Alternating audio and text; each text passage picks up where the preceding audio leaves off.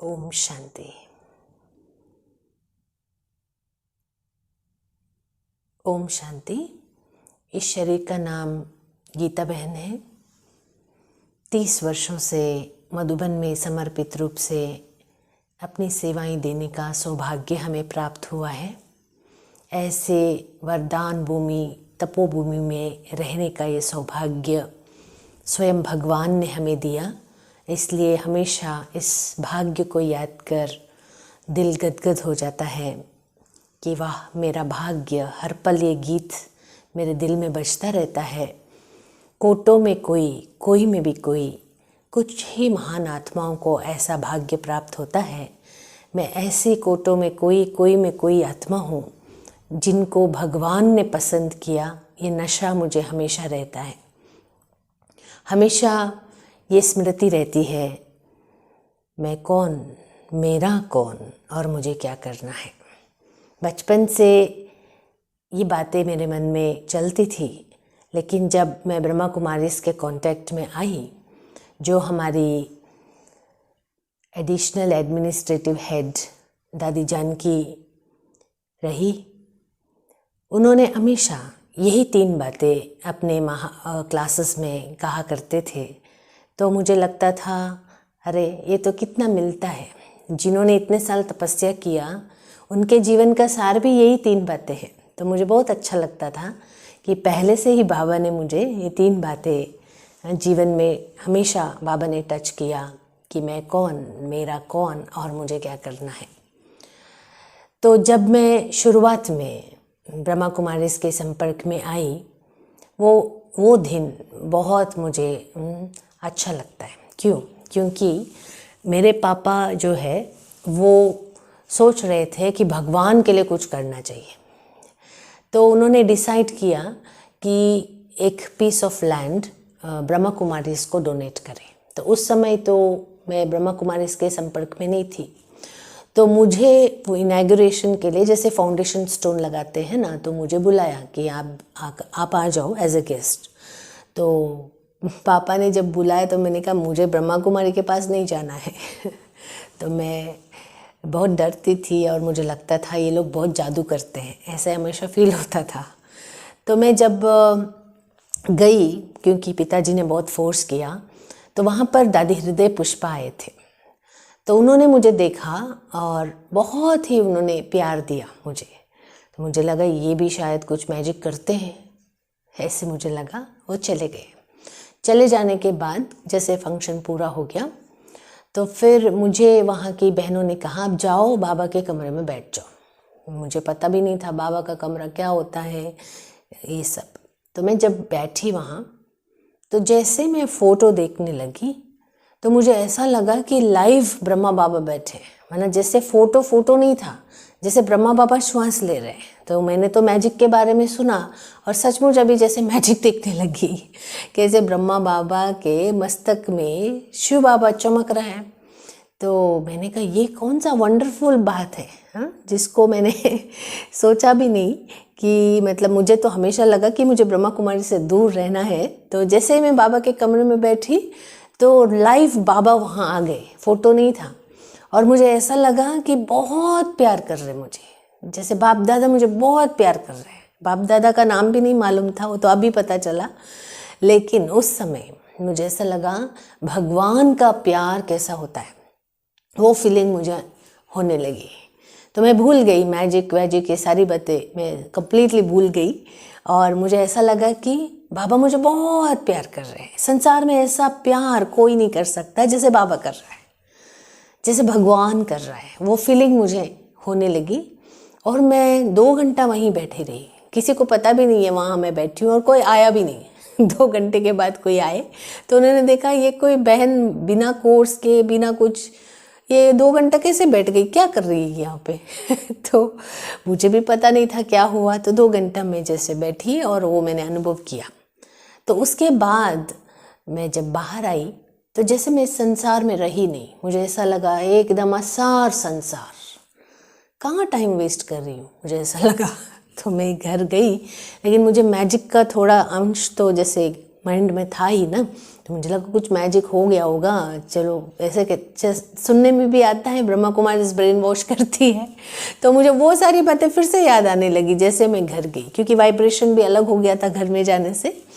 फिर अगले दिन मैंने पापा को बोल दिया कि मुझे बुलाना मत, मैं नहीं आऊँगी। मैं एक ही दिन मैंने बोला था मैं आऊँगी, अभी नहीं आऊँगी तो मैंने ऐसे उनको कहा, तो बोला कोई बात नहीं, जब भी आपको आना है तब आ जाना, ऐसा उन्होंने कहा। तो मैं फिर चली गई, जा कर के बस अपना जो पढ़ाई की बातें हैं वो मैं करने लगी। तो एग्जैक्टली जिस टाइम पर मुझे वो अनुभव हुआ था शाम को, उसी टाइम पे मुझे ऐसे खींच हुई कि उठो और चलो ऐसे।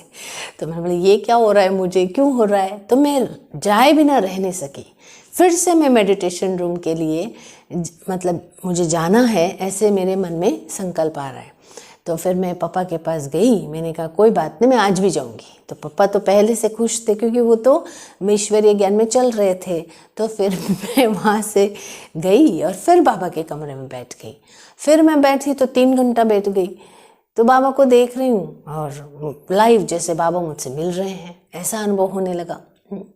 फिर मैं जैसे बैठी थी तो मुझे ऐसा अनुभव होने लगा जैसे बाबा ने मुझे गोदी में उठाया और बाबा ने कहा बच्ची आ गई, अपने बाप के पास आई हो ना, ऐसी फीलिंग जैसे बाबा मुझे दे रहे हैं, जैसे माँ बाप की फीलिंग, भगवान कैसे माँ बाप बनकर फीलिंग दे रहा है, वो अनुभव मुझे होने लगा। तो फिर 3 घंटे के बाद फिर से कोई आया रूम में, तब तक मैं ऐसे ही बैठी थी। अगर वो नहीं आते तो शायद और भी 4 घंटा बैठ जाती थी, ऐसा मुझे लगता है। तो उसके बाद जब बाबा का जैसे रूम खुला और मैं बाहर आई, तो फिर मुझे ऐसा लगा जैसे इस संसार असार है, कुछ भी दिखाई नहीं दिया। फिर उसके बाद मैं गई अपने घर में। फिर मैं शाम को भी रह न सकी, फिर मुझे आना पड़ा।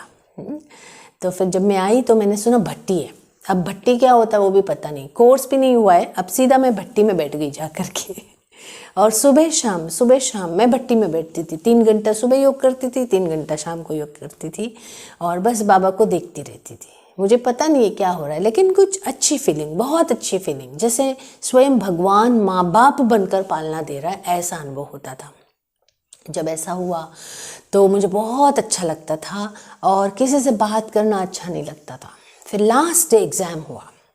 जब एग्ज़ाम हुआ तो उन दिनों में जो 7 दिन की भट्टियाँ चली, तो मैं तो केवल बैठती थी, सुबह जाके बैठ जाती थी 3 घंटा और शाम को 3 घंटा बैठ जाती थी।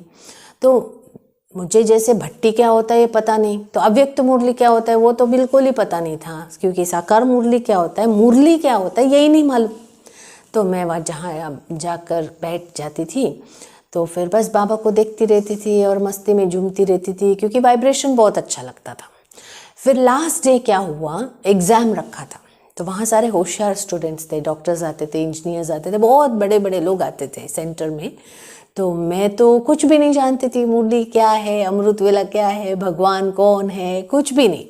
तो फिर मैं जा कर के बैठ तो गई, लेकिन मैंने सोचा मैं एग्ज़ाम नहीं लिखूंगी, क्योंकि मैं हमेशा टॉपर रही हूँ यूनिवर्सिटी में। तो मुझे लगता था कि यहाँ पर भी मुझे नंबर 1 आना है, नहीं तो पेपर ही नहीं लेना है। तो मैं जा कर के बता के देखो, मैंने ना 7 दिन का कोर्स किया है, ना मुझे कुछ आता है ना, मुझे मुरली क्या होता है ये भी नहीं पता, मैं एग्ज़ाम नहीं लिखूंगी, ठीक है, अब सबको दे देना, मैं बैठी रहूँगी। फिर मैं बाबा को देखने लगी, और जैसे ही मैं बाबा को देखने लगी, बाबा ने बोला बच्ची जाओ पेपर लो। तो मैंने कहा अरे पेपर लो, लिखूंगी क्या? तो बोला बाबा ने पेपर लो, बस यही मुझे जैसे टचिंग दिया बाबा ने। तो मैंने कहा दीदी मुझे भी पेपर दे दीजिए। अरे दीदी ने बोला अभी तो तुमने मना किया था। तो बोला कोई बात नहीं, मुझे बाबा कह रहा है, मुझे भगवान कह रहा है, लो पेपर। तो बोला ठीक है। तो पेपर लिया, तो मैंने बोला अच्छा बोलिए क्या लिखना है इसमें। तो फिर जैसे मैंने बोला तो उस बहन ने जो भी 7 दिन की भट्टी में जो भी सुनाया था मुरली में, वो बाबा मुझे बोल रहे हैं, अच्छा चलो ये लिखो, रूहानी गुलाब हो, मतलब जैसे जो जो क्वेश्चन था उसका आंसर बाबा मुझसे लिखवा रहा है।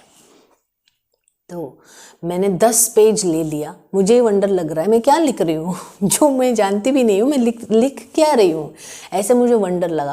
मैंने कहा चलो कोई बात नहीं, ले तो लेते हैं। 10 पेज लिख दिया। तो वो बहन भी मुझे देख रही थी, ये कैसे पेपर ले रही और लिखती जा रही, क्या लिखती जा रही है क्योंकि 7 दिन का कोर्स भी नहीं हुआ था और मुरली क्या है वो भी मैं नहीं जानती थी।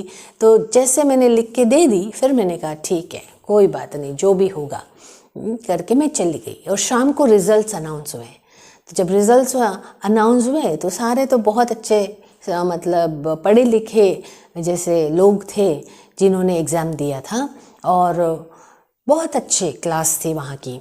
तो मैंने सोचा अरे पता नहीं मेरा क्या होगा, अभी ये लोग तो फर्स्ट आ जाएंगे, मेरा तो पता नहीं कौन सा नंबर आएगा। तो सबसे पहले उन्होंने अनाउंस किया 3rd नंबर किसका आया। तो मैंने कहा 3rd नंबर में भी मेरा नाम नहीं आया तो पता नहीं और तो आएगा ही नहीं, ऐसे मैंने सोच लिया। फिर बोला 2nd नंबर जी किसी का नाम था, उन्होंने अनाउंस किया। फिर मैं सोच रही थी अभी 1st नंबर किसका होगा। तो जब 1st नंबर का अनाउंस हुआ तो मेरा नाम आ गया तो सब मेरे को देख रहे, इसको तो कुछ नहीं आता है, कुछ भी पता नहीं है, कैसे हो गया। तब मुझे निश्चय हो गया पहली बार यही भगवान है। उस निश्चय के आधार पर मैंने डिसाइड कर लिया कि मुझे इस ज्ञान मार्ग में चलना है। तो पहला निश्चय मेरा ज्ञान मार्ग का ये रहा। और दूसरी बात ये हुई कि मैं बहुत लगन में उड़ती रही। मैं ज़्यादा स्टडी नहीं करती थी, 2 से 4 बजे तक स्टडी करती थी, 4 से 5 योग करती थी और उसके बाद कॉलेज जाती थी। उसके बाद सेंटर में सेवा करने चली जाती थी। तो सारा दिन मतलब बिजी रखती थी और मैं बाबा को लेकर जाती थी हर बात में। जो भी मुझे करना है बाबा को कहती थी बाबा आप मेरे साथ साथ चलना। तो मेरे मन में जो बात होती थी हमेशा मुरली के द्वारा बाबा वो आंसर्स देते थे। मैंने हमेशा अनुभव किया कैसे मेरे दिल की हर बात का आंसर बाबा ने मुरली के द्वारा दिया। और फिर जब हृदय पुष्पा दादी आई थी, उन्होंने बहुत प्यार दिया था ना, वो वाला प्यार मुझे याद आ गया था। तो मैं वहाँ गई थी।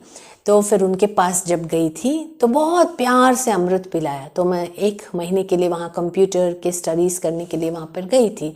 तो हर गुरुवार को जहाँ भी दादी होती थी वहाँ मैं जाती थी।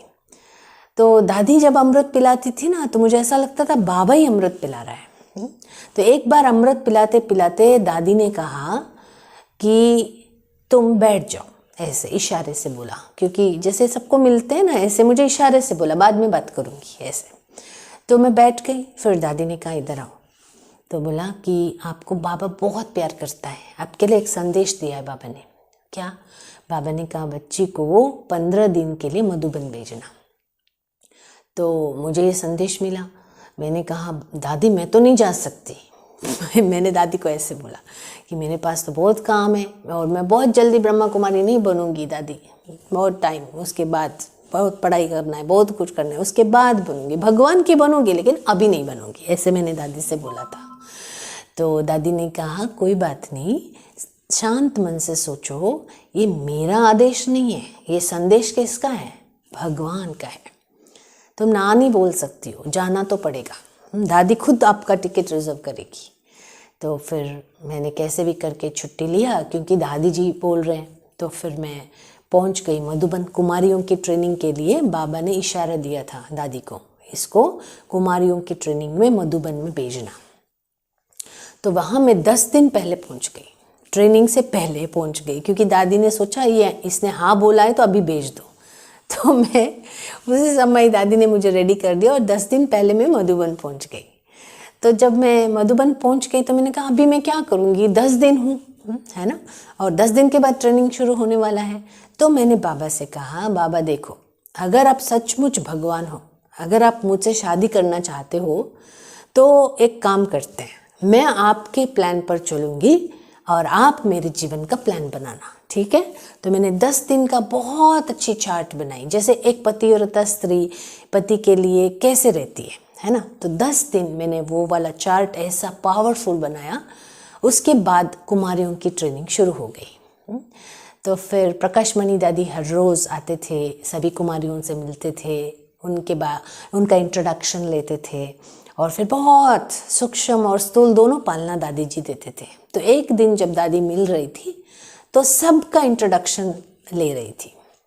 तो फिर जब मेरा टर्न आया तब तक 12 बज चुका था क्योंकि नेक्स्ट ट्रैफिक कंट्रोल रिकॉर्ड बजने वाला था। और जब मैं देख रही थी तो दादी भी मेरे तरफ देखने लगी क्योंकि मेरा ही टर्न था कि एकदम मैं लास्ट कोने में बैठी थी। 100 कुमारियाँ हम बैठे थे और दादी जी हर एक से अपना इंट्रोडक्शन पूछ रही थी। तो सभी ने अपना परिचय दिया और मेरा परिचय शुरू होने से पहले ट्रैफिक कंट्रोल का रिकॉर्ड बजा। और उस समय मैंने देखा प्रकाशमणि दादी के भ्रुकुटी से लाइट निकल रही है और वो मुझे टच कर रही है। योग में मुझे ये अनुभव हुआ। तो उसके बाद तो मेरा ही टर्न था अपना परिचय देने का। तो दादी जी ने मुझे पूछा, अच्छा बताओ आपका नाम क्या है, कहाँ से आई हो? हाँ, तो ऐसे जब बोला तो मैंने अपना परिचय दिया। फिर दादी ने दृष्टि दी, शायद 1 मिनट के लिए। दृष्टि देने के बाद दादी ने कहा, बाबा को और दादी को अब बहुत अच्छी लगती हो, यहीं रह जाओ। तो मैंने कहा मुझे तो नहीं रहना है मधुबन में अभी, बाद में रहूँगी लेकिन अभी नहीं, बहुत कुछ करना है, पढ़ाई करना है, ये करना है, वो करना है, ये सारी बातें मन में थी। तो मैंने बाबा से पूछा, बाबा मैं क्यों, 100 लोग यहाँ बैठे हैं ना, आप किसी को भी सेलेक्ट कर लो, मेरे को ही क्यों कर रहे हो? ऐसे मैं बाबा से बात कर रही हूँ। तो बाबा मुझे कह रहे हैं, बच्ची ये भगवान का प्लान है। आपने क्या बोला था 10 दिन पहले? आपने बोला था ना, अगर आप सचमुच भगवान हो, अगर आप मुझसे शादी करना चाहते हो तो प्लान बनाकर दिखाना इस दुनिया में। हम आपके प्लान पर चलेंगे और आप मेरे जीवन का प्लान बनाना, ये बोला था ना। तो ये भगवान का प्लान है। देखो, आपको दादी जानती है? नहीं जानती है ना। तो दादी के द्वारा कौन पूछ रहा है? कौन पूछ रहा है? रहना है आपको। हाँ, ये स्वयं बाबा पूछ रहा है। और दादी कौन है? जिनको स्वयं भगवान ने निमित्त बनाया, यानी ब्रह्मा ने अपना हाथ दादी के हाथ में रखकर पूरे यज्ञ की जिम्मेवारी बाबा ने दी। तो ऐसी महान आत्मा के द्वारा बाबा आपको पूछ रहा है। दादी तो आपको जानती नहीं है। तो फाइनली क्या हुआ कि दादी के थ्रू बाबा पूछ रहा है। तभी आपने भगवान के प्लान को फॉलो किया तो भगवान आपके जीवन का प्लान बनाता है। ये बच्चे, ये भगवान का प्लान है।